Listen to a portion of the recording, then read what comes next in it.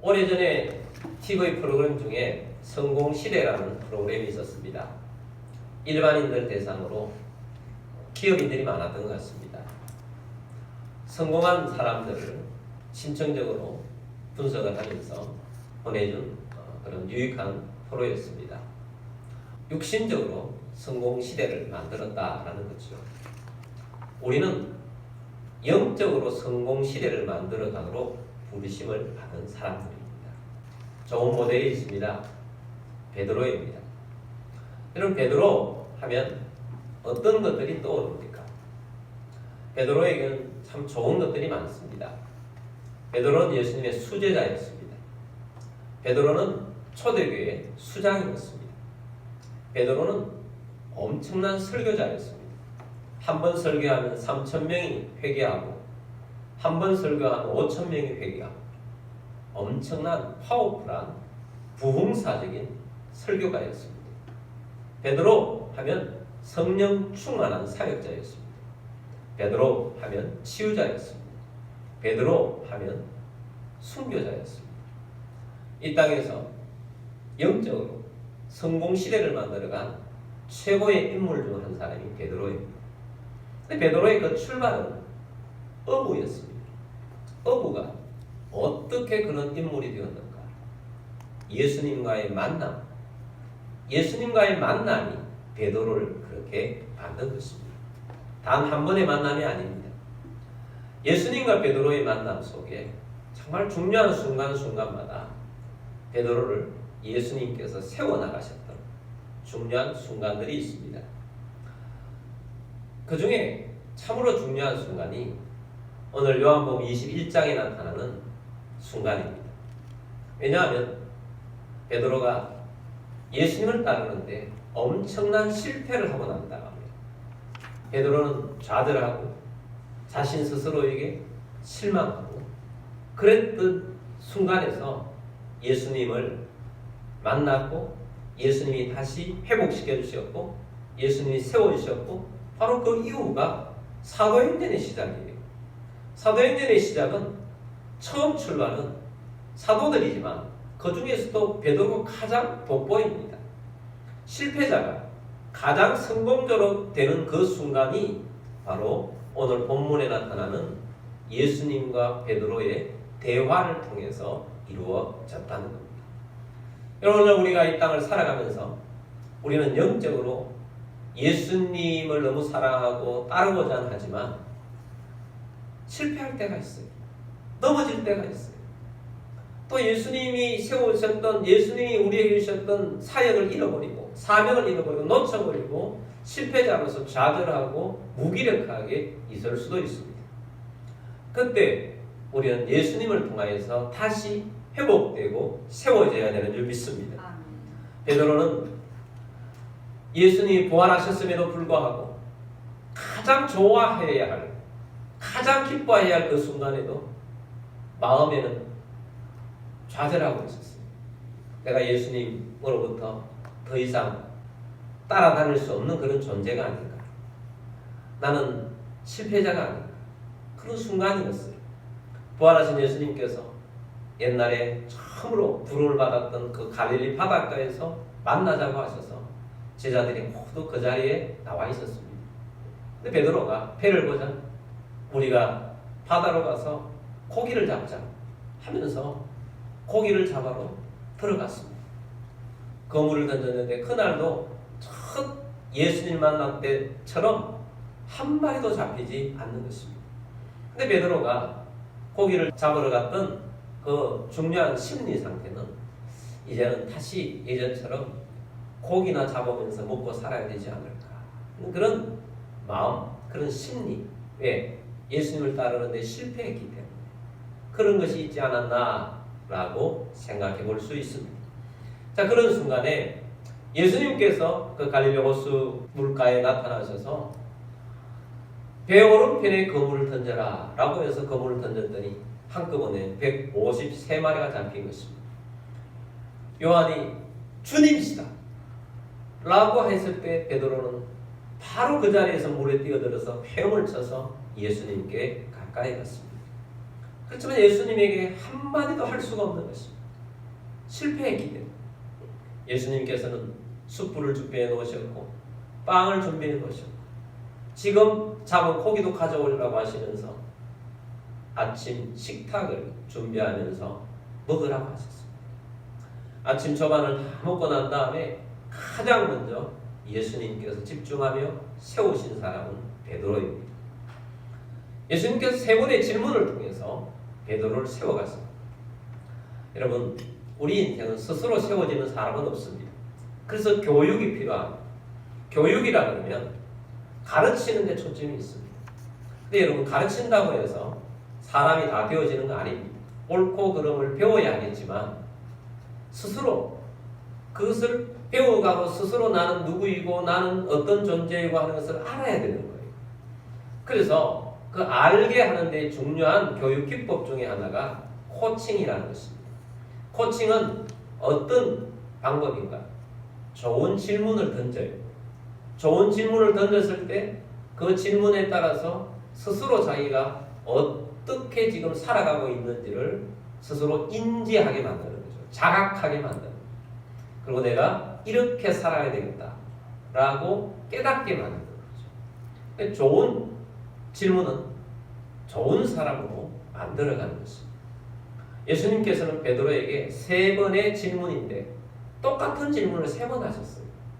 근데 그 3번의 질문과 답 간단한 것을 통해서 베드로가 회복되고 세워지는 그런 놀라운 역사가 나타났던 것입니다. 그래서 오늘 우리들이 회복이 되고 세워지기를 원한다면 오늘 이 말씀을 통해서 예수님께서 우리를 회복시키시고 세워진다는 그런 주의 백성으로 서가는 여러분들이 다 되기를 주의 이름으로 축복합니다. 아멘. 여러분 회복되고 싶습니까? 아멘. 여러분 세워지고 싶습니까? 아멘.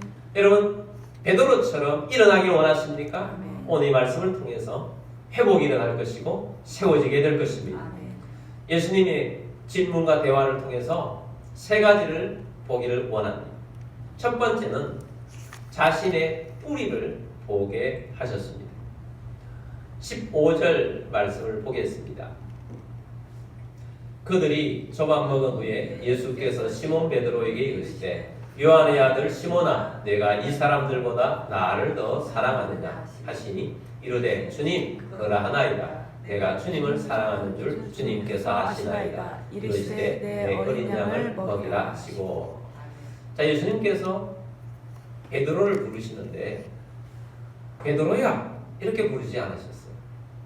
예수님께서 베드로를 처음에 만났을 때 그때 본명이 시몬이었잖아요. 예수님께서 너의 이름을 앞으로 베드로라 할 것이다.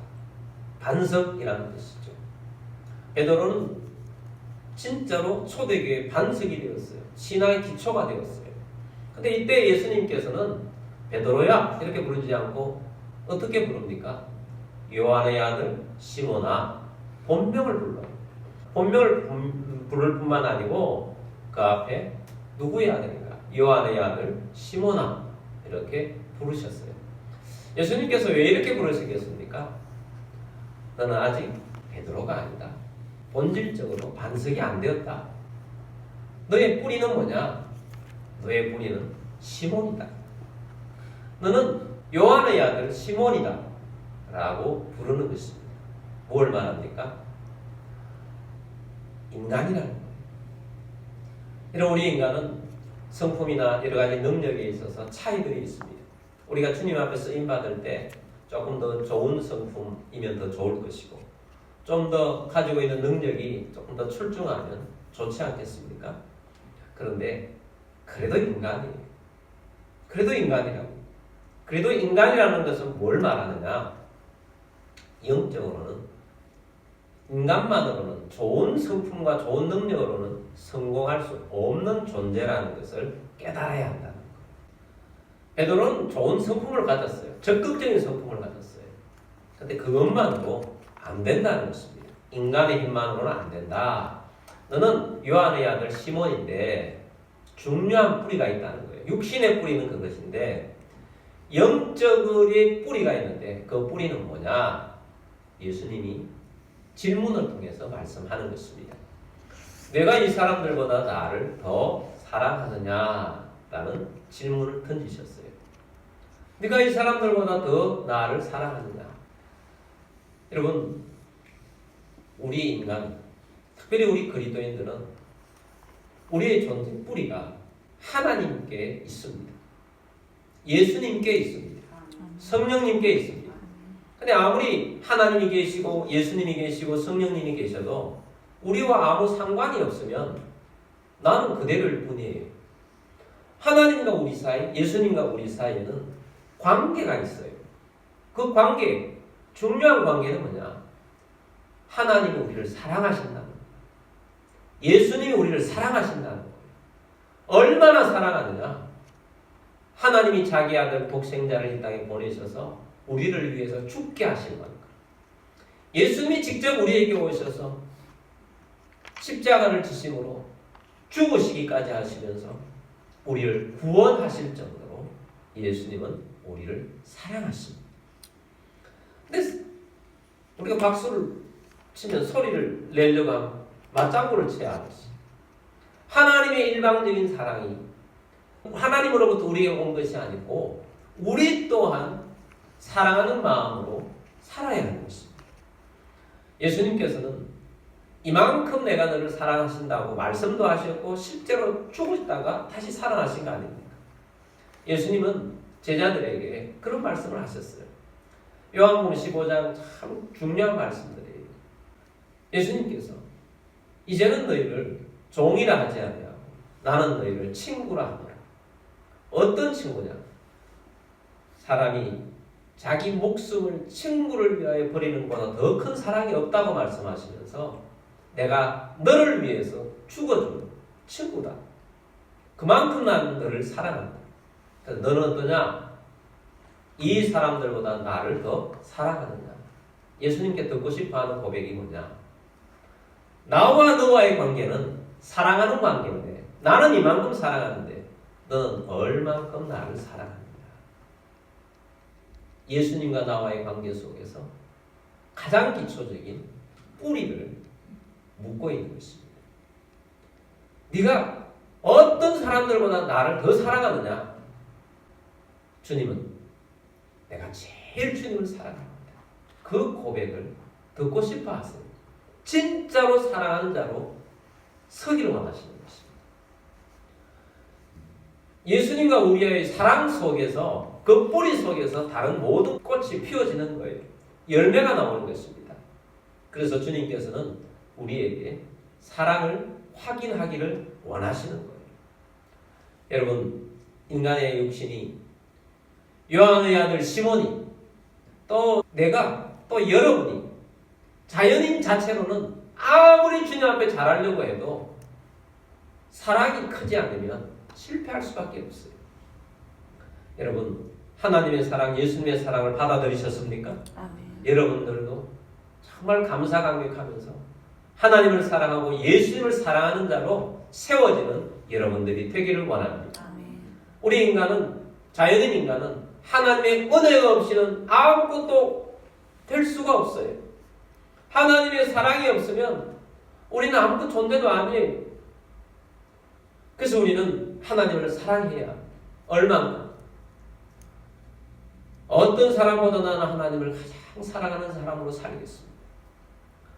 내가 나를 사랑하는 것보다 예수님을 나는 더 사랑해요. 나는 가족들보다 예수님을 더 사랑해요. 나는 내 일보다 예수님을 더 사랑해요. 돈이 좋지만 돈을 벌기 위해서 내가 이 일을 하지만 돈보다 예수님을 더 사랑해요. 예수님은 예수님을 사랑하는 고백을 듣기를 원하시고 그런 자로 살기를 원하십니다. 우리의 신앙의 저는 예수님과 나와의 사랑에 있다는 것을 가르쳐주는 것입니다. 우리의 신앙의 뿌리, 우리 삶의 뿌리는 사랑이에요. 예수님과 나와의 사랑입니다. 그러면 여러분, 예수님을 가장 사랑하는 자로 살겠습니다 하고 고백하면서 예수님을 사랑하는 자로 세워져가는 여러분들이 되기를 주의 이름으로 축복합니다. 두 번째는 세 번의 질문을 통해서 회복시키십니다.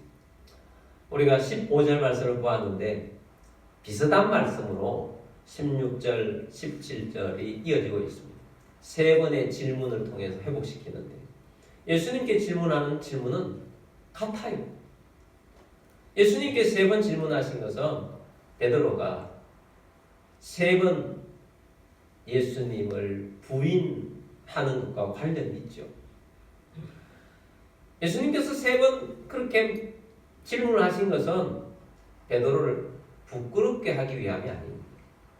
민망하여 고개를 들 수 없게 하기 위해서 예수님께서 그렇게 하신 것이 아닙니다.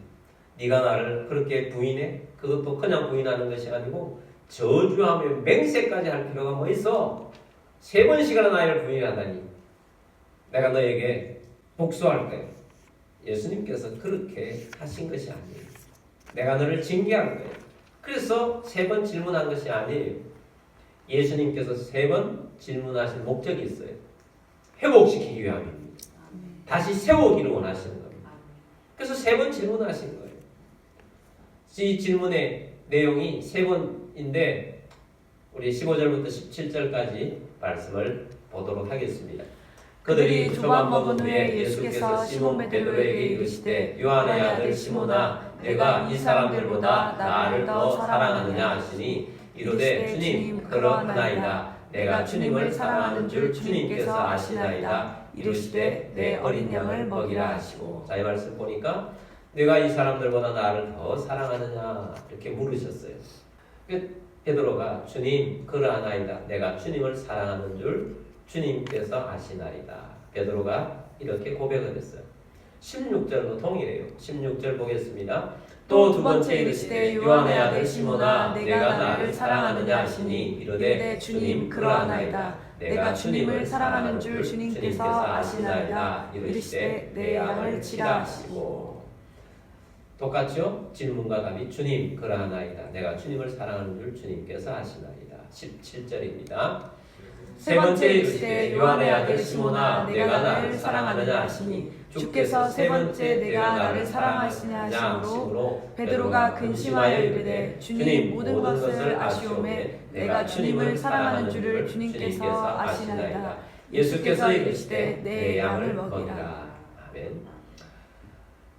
세 번째 주님께서 물으시니 베드로가 근심을 하면서 예수님의 의도를 잘 파악하지 못하고 그렇지만 대답은 주님 모든 것을 주님이 아십니다. 내가 주님을 사랑하는 줄을 주님께서 아시나이다. 자, 그런데 베드로의 이 대답이요. 이전에 예수님과 함께 다닐 때의 베드로의 모습이 아니에요. 베드로는 어떤 사람이었습니까? 아마 그때처럼 베드로가 대답한다면 주님, 제가 주님을 제일 사랑합니다. 이렇게 대답했을 거예요. 근데 이 순간에는 그렇게 대답하지 못해요. 안 하고 있는 것입니다. 주님이 아십니다. 내 마음은 주님을 사랑하는데 주님이 아십니다. 주권을 주님께 드리고 있어요. 베드로는 언제나 적극적인 성품을 가지고 적극적으로 살았어요. 가이사라 빌립보 지역에서 예수님께서 제자들에게 물었잖아요. 너희는 나를 누구라 하느냐? 베드로가 가장 먼저 대답합니다. 주는 그리스도시요 살아계신 하나님의 아들이십니다. 고백했어요. 예수님께서 바요나 시몬아 네가 복이 있도다. 그렇지만 이것을 너에게 알게 하신 분은 하늘에 계신 너희 아버지십니다. 내가 이 반석 위에 내 교회를 세워줄 것이다. 예수님께서 극칭찬을 하시죠. 음부의 권세가 이기지 못할 것이다. 메고 푸는 권세까지 줄 것이다. 예수님께서 극칭찬을 하시며 약속을 해주셨어요. 그리고 예수님께서 내가 메시아 되는 것은 죽었다가 다시 살아나는 것이다. 내가 서기관들과 장로들과 대제사장들에게 잡혀서 죽게 될 것이다. 그리고 3일 만에 살아날 것이다. 근데 베드로가 듣기에 3일 만에 살아날 것이라는 것을 들리지 않고 잡혀서 죽는다고 하니까 주여 그리마옵소서. 우리가 그렇게 하지 않을 것입니다. 내가 그렇게 하지 않을 것입니다. 적극적으로 나서서 나아가는 거예요. 베드로는 내가 그렇게 하겠다는 거예요. 그때 예수님께서 사탄아 물러가라. 너는 나를 넘어지게 하는 자로다. 그렇게 말씀하신 적이 있죠.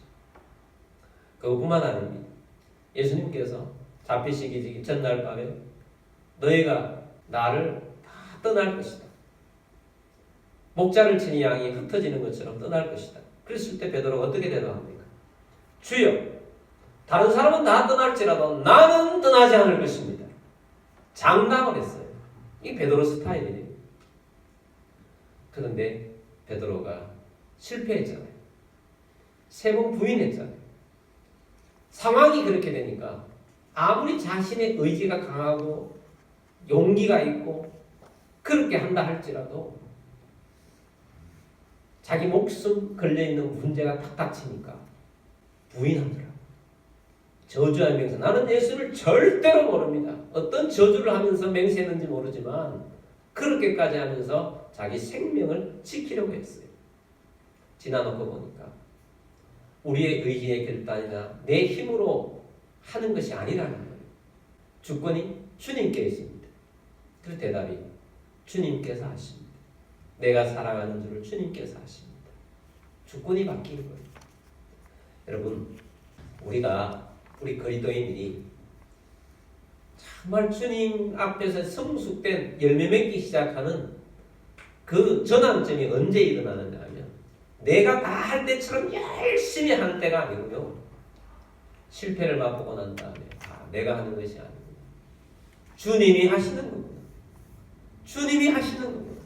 나는 그저 주님이 하시는 것에 따라갈 뿐입니다 하고 바뀔 때부터 일이 시작되는 거예요. 다시 회복이 일어나는 것입니다. 우리 자연인은 실패할 수 있어요. 저도 실패를 많이 합니다. 내 힘으로 하고자 할 때는 실패합니다. 어떤 때는 좀 잘 되면 막 교만이 막 올라와요. 그런데 그래서는 안 되는 거죠. 내가 하는 것이 아니고 주님이 하십니다. 주님이 하실 것입니다. 나는 그저 주님이 하시는 것에 따를 뿐입니다. 순종할 뿐입니다. 그렇게 나아가는 것입니다. 그 베드로의 고백이 주권을 주님께 두고 나아가는 것입니다. 여러분, 혹 오늘 이 자리에 모이신 여러분 가운데 실패자, 좌절하는 자, 힘든 분이 있습니까? 주권을 주님께 맡기는 여러분들이 되기를 바랍니다. 주님께 맡기면 주님이 그때부터 일하기 시작하는 거예요. 그래서 주님께서 질문을 그렇게 던졌을 때 베드로가 고백을 그렇게 했던 것입니다. 세 번째는 목양의 사명을 주심입니다. 베드로는 나는 자격이 없다 라고 그렇게 생각했을 거예요. 그런데 예수님께서 3번에 걸쳐서 내 양을 먹이라고 하시죠. 내 양을 치라고 하시죠. 목양의 사명을 주신 것입니다. 가장 중요한 사명을 베드로에게 주신 거예요. 예수님이 주시는 것 중에 가장 중요한 것은 영혼을 맡기는 겁니다. 맡긴다는 것은 뭘 말합니까? 믿는다는 것입니다. 내가 너를 믿는다. 너는 비록 실패했지만 넘어졌지만 나는 너를 믿어 라는 것입니다. 그래서 예수님께서 목양을 맡기신 거예요. 여러분, 우리가 실패할 수 있지만 또 넘어질 수 있지만 주님은 여전히 우리를 믿고 계십니다. 주님을 사랑하는 자에게 주님은 믿고 있는 것입니다. 여러분, 주님을 사랑하십시오.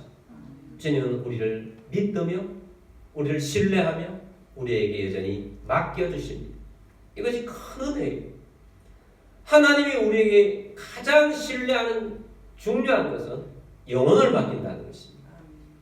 주님께서 가장 중요하게 여기는 것이 영혼인데 영혼을 맡기는 것입니다. 사람을 맡기는 거예요. 가족들도 맡기는 거예요. 이 가족을 나에게 맡기셨다. 내 친구를 나에게 맡기셨다. 우리 동료를 나에게 맡기셨다. 주님이 목양을 하게 하신 것입니다. 주님이 우리를 신뢰해서 그렇게 해 주시는 것입니다. 그리고 또 우리들도 다른 사람이 좀 실패하고 넘어진다 할지라도 기본적으로 우리는 예수님을 닮아서 신뢰해 주길 바랍니다. 믿어주게 되길 바랍니다. 작년에 다니엘 기도를 하면서 1년 넘게 했는데 그 중에 어떤 분이 자기는 정말 집안에서 망나니였는데 자기 아버지는 한 번도 자기를 신뢰하지 않은 적이 없대요. 아버지가 나는 너를 믿는다. 나중에는 자기가 깨우치고 난 다음에 아버지가 나를 신뢰하고 있구나. 그게 힘을 얻었다는 거예요. 여러분 신뢰를 잃어버리지 않게 되길 바랍니다. 예수님 우리를 신뢰하세요. 내가 넘어졌어도 내가 실패했어도 신뢰하고 계세요. 그리고 맡기세요. 우리 또한 신뢰하고 나아가는 우리 모두가 되기를 바랍니다. 우리 사람은요 가능성의 존재예요. 가능성. 다시 변화되고 바뀔 수 있어요. 그럼 우리는 신뢰하고 나아가는 여러분들이 되기를 주의 이름으로 축복합니다. 그래서 주님께서 우리를 영적인 성공 시대로 이끌려고 우리를 불러주셨다는 것을 잊지 않게 되길 바랍니다. 그래서 실패자 거기에서 머물러 있지 말고 주님이 우리에게 코칭하셔서 맡기셔서 우리를 일으키시고 하나님의 뜻을 이루어가는데 주님이 이루어가시는 그 길 위에 서서 주님이 따라고 하는 그 길을 걸어가면 우리는 영적인 성공 시대를 만들어가게 될 것입니다. 하나님의 역사가 일어날 줄 믿고 감사하며 주님을 따르는 자가 다 되시기를 주의 이름으로 축복합니다.